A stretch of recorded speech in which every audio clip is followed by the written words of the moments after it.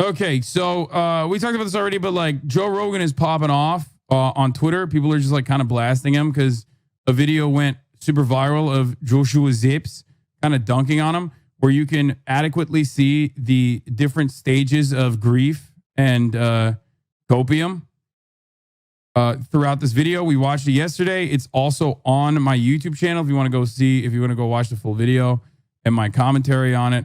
But he's like now quadrupling down on it a little bit. The video is cringy, but it's what happens when you stumble in a long form podcast when you didn't know a subject was going to come up and you wing it. This is a Substack article on the Nature Medicine paper revisited by Vinay Prasad. Obviously, I have no idea what's right, but the article I posted was what I was referring to. I'm sure I'll stumble again in the future, but I honestly do my best to get things correct.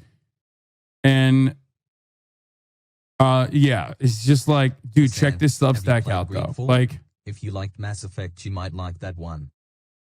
Anyway, Comrade asking questions, carditis, Comrade Vero. All Joe Rogan did was ask some very intelligent questions, but some people feel threatened by the simple feat of critical thinking, which begs the question, how are they profiting from the narrative? At HasanAbi, new second thought video today. This is something that anti-SJW neckbeard skeptics used to do all the fucking time. And basically, that is just saying I'm simply asking questions and I'm exercising critical thinking, which is fine and normal, okay? But like there's a second part of that that people often forget, which is, yes, but when you're faced with like the truth or factually correct sentiment or statements in general, then you're supposed to go, oh, that's what's going on? Okay, well, I guess I was wrong. Now let me change my fucking, prior incorrect assumptions about something. I love you, Ajahn. But that's not what skeptics do. Skeptics love acting like they are skeptical of the mainstream narrative, but never exercise that same level of skepticism towards things that are not a part of the mainstream narrative. Talked about the Republican forgery.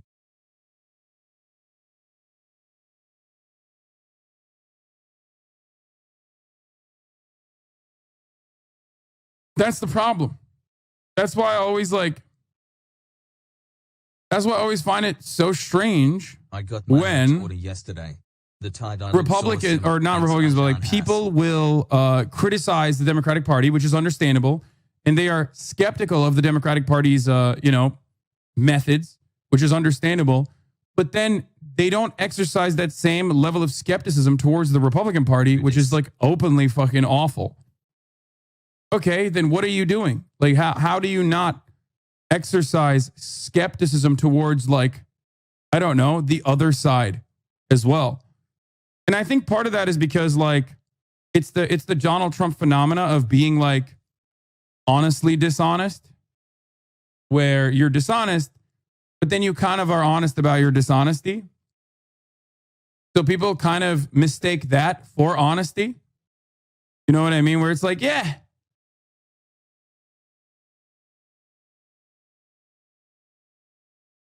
People on also have been blaming Hasan for Quinn's ban. You live in their heads rent free. Oh, fucking Jesus Christ, dude. Yeah, of course. Of course they are.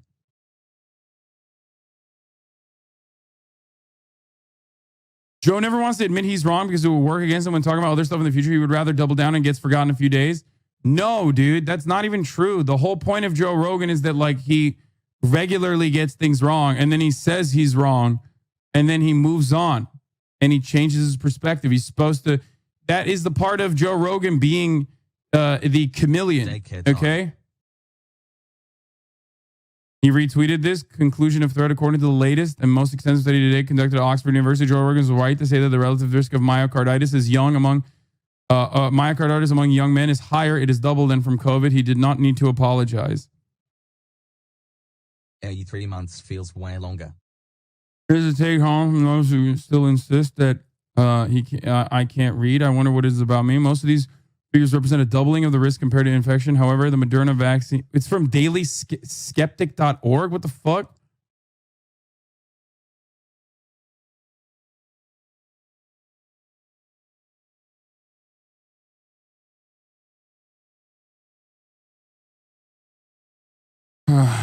Lives would rather double the length of the Manhattan and fix housing. Yeah, I saw that too.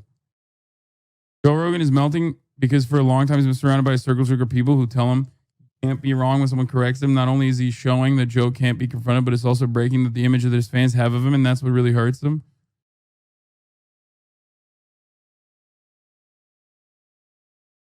The debate lord skeptics think the other side is examined and criticized enough by mainstream outlets, so they focus their energy on one side. Yeah, except, you know, they, again, routinely forget that the Republican Party is profoundly powerful. Okay?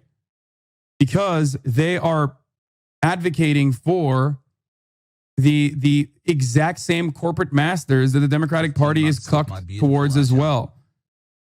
So that is the fucking stupid part about this, which is that, like, Republicans are still doing the same shit that you would be upset at the Democrats about. And if anything, they're doing it more openly and they're doing it more honestly. But it's still the same fucking actions. It's still the same awful shit that you criticize the Democrats for. Okay?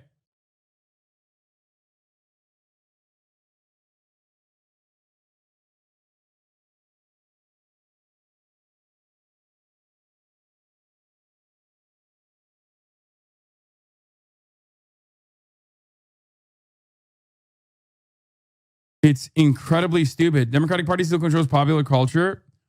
No, dumbass. Democratic Party does not control shit. It's liberals, okay? If you bully every gay person in your small town and they are the ones that are making art, they're of course going to be pro-gay when they inevitably end up at Hollywood and start making movies and shit, because why wouldn't they be, okay? And that's it. Hollywood liberalism is not necessarily woke in the way that you guys understand it, unless your worldview quite literally is just like, oh, you want me to not be intolerant towards, gay people and trans people? Well, then fuck you. Okay, that's a you problem. Okay, 19 months. That's it. Ago. The Democratic Party does not control Hollywood. It's idiotic. They are libs, though, for sure. Hollywood is. There's a lot of libs in Hollywood. But ultimately, when it comes down to the important shit, those very same libs also don't want additional regulation, don't want fucking worker rights to a meaningful degree, don't want the imperialist agenda to end, okay? The fuck do you mean? Like, look at California as the greatest example of, like, the supposedly liberal safe haven, and, there's homeless people dying in the fucking streets, okay? So stupid. People are so dumb. And they act like popular culture is like dictated by Nancy fucking Pelosi or some shit. Yeah, dude. They're really coming to Hollywood. They're really going to the Democratic Party. They're going to the DNC. Motherfucker, if that was the case, then the DNC would be able to put out like at least fun content that you can watch. You know what I mean? Meanwhile, the best thing they could put out is like the fight song to get Hillary Clinton elected.